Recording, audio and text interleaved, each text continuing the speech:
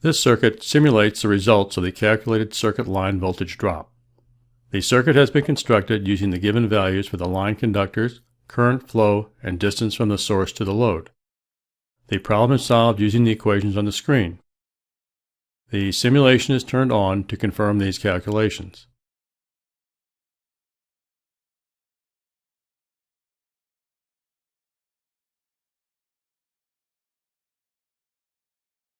This circuit simulates the results of the calculated line power loss. The circuit has been constructed using the given values for the line conductors, current flow, and distance from the source to the load. The problem is solved using the equation on the screen. Power is equal to I squared times the resistance of the wire. The simulation is turned on to confirm these calculations.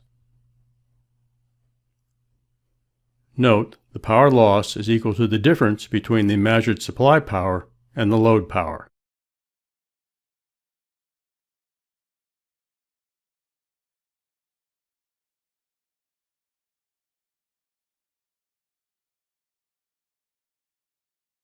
This circuit simulates the effect of an overloaded circuit.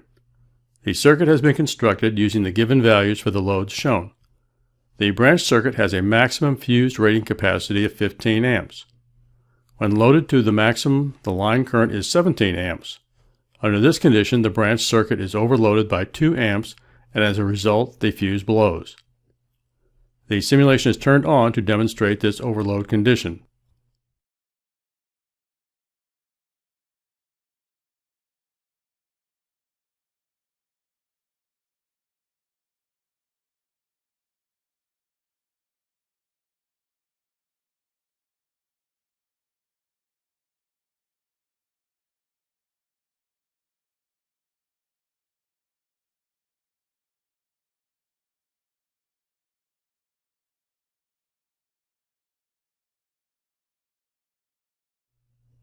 Note that since the circuit is overloaded rather than short-circuited, it takes some time for the fuse to react to the overload condition.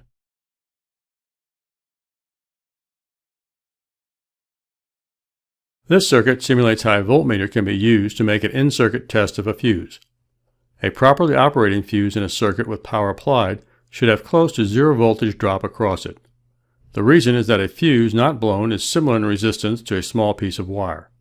Initially, with full voltage on the line side and zero voltage on the load side, you have an indication that one or both of the fuses are blown. When the blown fuse is replaced, the operating voltage drop across the two terminals of a good fuse will be near zero because its resistance is normally low. The simulation is turned on to demonstrate this blown fuse voltage condition.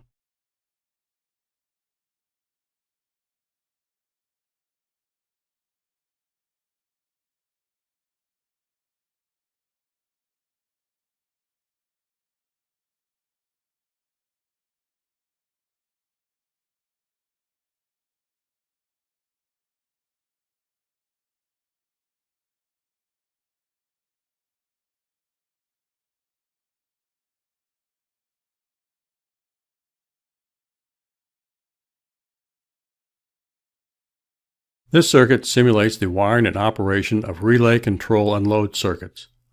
The circuit wiring is carried out in accordance with the circuit schematic. The relay turns the load circuit on and off by operating the switch.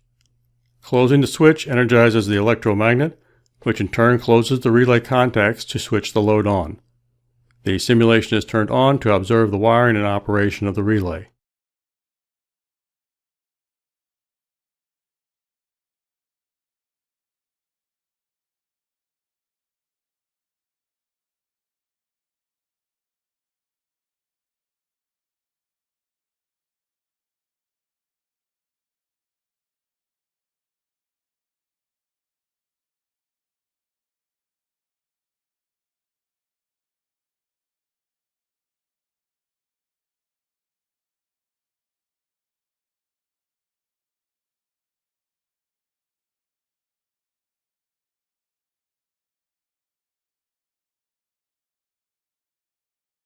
This circuit simulates the operation of a multipole switching relay circuit. The circuit has been constructed according to the relay circuit schematic. When the switch opened, coil CR1 is de-energized, The circuit to the green pilot light is completed through normally closed contacts CR1-2, so this light is on.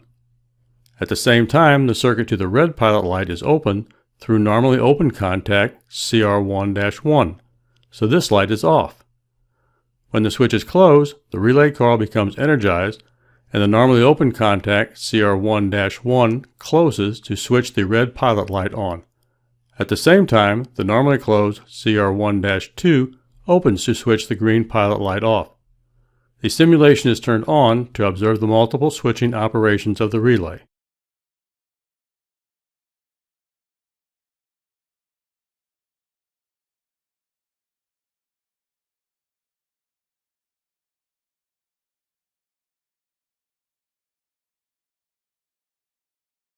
This circuit simulates the operation of an on-delay timer relay. The circuit has been constructed similar to the on-delay timer module shown. The timer is energized continuously with voltage applied to L1 and L2. When the initiating contact closes, timing begins. At the 3-second timeout, the output contact closes to energize the load. The simulation is turned on to observe the on-delay switching operation of the relay.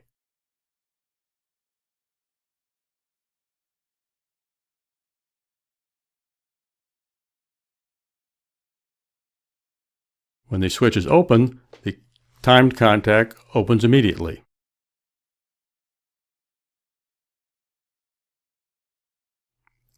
This circuit simulates the operation of an off-delay timer relay pumping circuit. The circuit has been constructed similar to the off-delay plug-in cube-type timer shown. When the level rises to point A, the level sensor contact closes to energize the relay timer coil and close the normally open contacts to the pump motor starter. This immediately turns the pump on to initiate the pumping action. When the height of the vessel level decreases, the sensor contacts open and timing begins. The pump continues to run and empty the tank for the 15-second length of the time delay period. The simulation is turned on to observe the off-delay switching operation of the relay.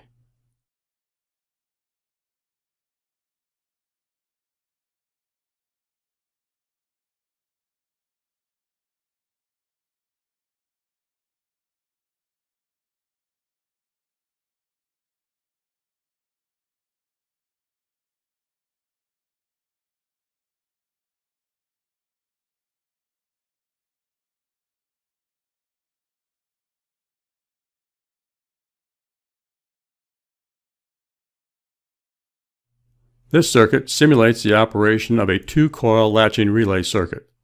The circuit has been constructed similar to the latch and unlatch circuit schematics shown. This mechanical latching relay uses a latch mechanism to hold the contacts in their last set position until commanded to change state by energizing a second unlatched coil. The latch coil requires only a single pulse of current to set the latch and hold the relay in the latched position. The unlatched coil is momentarily energized to disengage the mechanical latch and return the relay to the unlatched position. In the unlatched state, the circuit to the pilot light is open, so the pilot light is off. When the on button is momentarily actuated, the latch coil is energized to set the relay to its latched position. The contacts close, completing the circuit to the pilot light, so the light is switched on. Note, in cases of power loss, the relay will remain in its original latched or unlatched state when power is restored. This arrangement is sometimes referred to as a memory relay. The simulation is turned on to observe the latch and unlatched operations of the relay.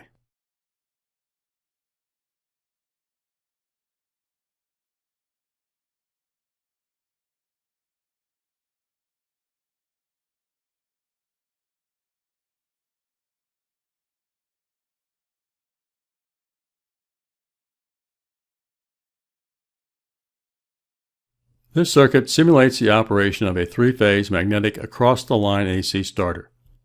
The circuit has been constructed according to the motor circuit schematics shown.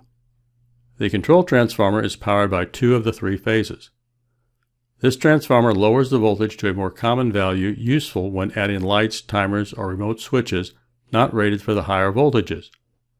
When the start button is pressed, coil M energizes to close all M contacts.